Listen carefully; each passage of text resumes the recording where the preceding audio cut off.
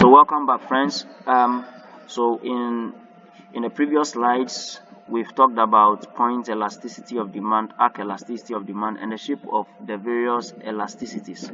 Now, with the understanding you have got from what we tackled, I would want you to try your hand on these questions. Question 3, and try your hand also on question 4. Let's test your understanding of it. I know this last question will be very difficult for you to answer. What type of commodity could it be? But not to worry, the answer will be in the next slide. So the next slide, we want to talk about determinants of price elasticity of demand, factors that determine whether a commodity is elastic or inelastic. So the first one is nature of the commodity. The demand for necessities. Necessities are commodities that are so much needed for survival. So the demand for necessities is normally inelastic because the demand does not change much with a price change. So if necessities are needed for survival, so when the price change, you cannot say that the price is high, so I will not purchase more of that. I will not purchase the commodity again. You still have to purchase that commodity. So it is normally inelastic. But demand for luxuries is elastic in nature, or because for luxuries you can do without them. So when the price increases, you can decide not to buy them again. The next is extent of use. Extent of use. A commodity having a variety of uses has a comparatively inelastic demand. Right. So if a commodity can be used for different purposes, that means it's a very useful commodity. So even if the price increases, you will still want to buy it because it gives you much benefits. The third is a range of substitutes. The commodity which has more number of substitutes has relatively elastic demand. A substitute is a commodity that can be used in place of the commodity in question. Right. So if a commodity has so many substitutes, then if the price increases, all the consumers of the commodity can decide not to buy the commodity again and instead buy the substitute. So the demand for that commodity will drop drastically. For such commodities, they have elastic demand. However, if a commodity does not have a substitute at all, or it has few substitutes, consumers have no option than to consume that commodity even if the price is increased. So for such commodities, the demand is inelastic. The next is income level. People with high incomes are less affected by price changes. If you have high income and the price of a commodity is increased just a bit, you are not so much affected. It doesn't affect you so much, so you still buy the commodity. So your high income will make demand for most commodities inelastic for you. But for people with low incomes, if you increase price, they will decide not to buy again because they cannot afford at all. So for people with low incomes, they normally have elastic demand for commodities. The fifth is proportion of income spent on the commodity. When a small part of your income is spent on a commodity, the price change does not really affect your demand because you just spent a small part of your income on that commodity. So for such commodities, the demand is inelastic and vice versa. The sixth is urgency of demand or postponement of purchase. If something is so urgently needed, like you are sick and you need to buy medicine so urgently, your demand at that very point becomes inelastic. Even if the price has increased, you still have to buy it. And on the other hand, if you can postpone purchase, if the price increases, you can decide not to buy it and wait for the price to be moderate before you buy. For such instances, your demand is elastic. The next is durability of a commodity. If a commodity is durable, then it can be used for a very long period of time.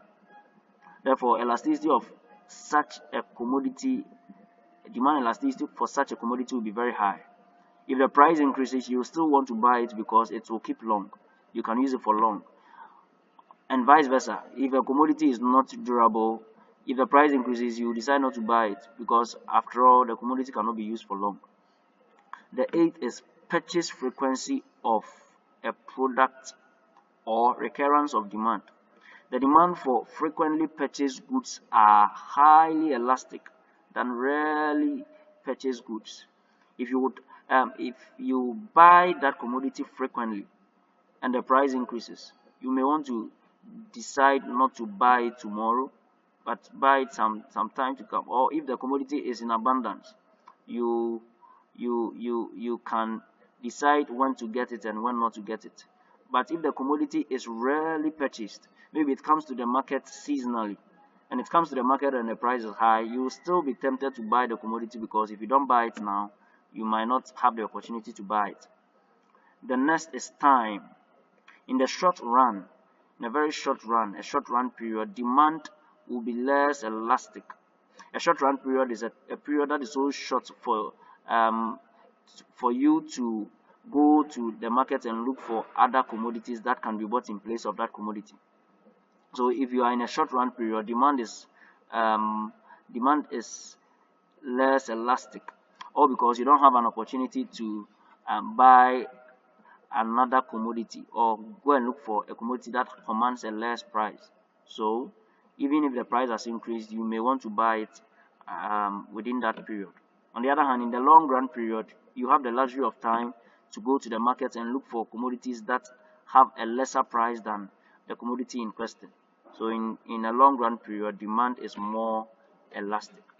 Right. So these are some of the determinants of elasticity of demand.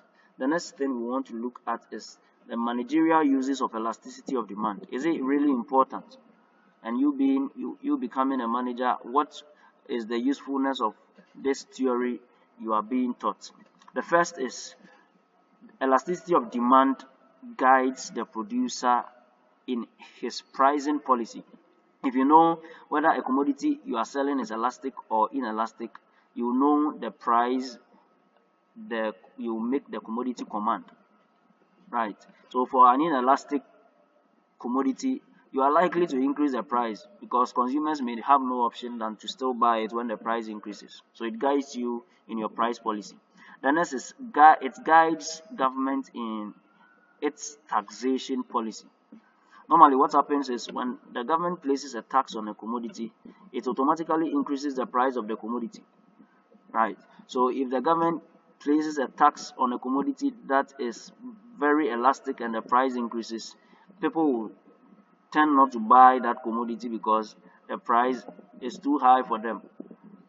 And if people do not buy the commodity, government will also not receive revenue from taxation. So getting to know the elasticity of a commodity will help the government to know what tax policy to implement. The next is to guide devaluation policy. Devaluation policy is you either reducing the value of the currency. So for a number of reasons, sometimes we reduce the value of our currency so that our exports can move. We can export more commodities to the world market, and it has other benefits. But before we do that, the commodity we are producing, we have to know the elasticity of the commodity. If we devalue our currency and the commodity's elasticity is less, or it has an inelastic demand, it means we'll be losing revenue, all because the benefit of we devaluing the expectation we had for devaluing our currency is for demand for the commodity to increase. But if the commodity is inelastic, it means that people will still buy the commodity even if the commodity commands a high price or it's difficult to get the commodity. So devaluing the currency will have no benefit. On the other hand, if the commodity is elastic, that means if you devalue the currency on the foreign front, the commodity will be less expensive to the foreign market. and because of that, less expensive in the sense that if the value of the Ghana cedi or your country's currency is low, then people can exchange just few currency of their domestic currency for more of Ghana cedis. By that, they can buy more of our commodity. So if we devalue our currency and the commodity is elastic, when it means indirectly the price of our commodity is down and people would want to buy more. By that, our revenue will increase. The next benefit of elasticity or importance of elasticity in managerial decisions is its importance to the producer in terms of incidence of taxation. Now, when government imposes tax on a product or on a producer, there is the producer has the leverage to push the tax on the consumer or to absorb the tax. Right. So before, as a producer, you explore such a leverage or privilege, you would have to know what the elasticity of the commodity is. If the commodity is inelastic, then it is good to push the tax on the consumer because the consumer will still buy the commodity. If the commodity is elastic, then you would have to absorb the tax so that your commodity can sell. And the last is indicator of terms of trade.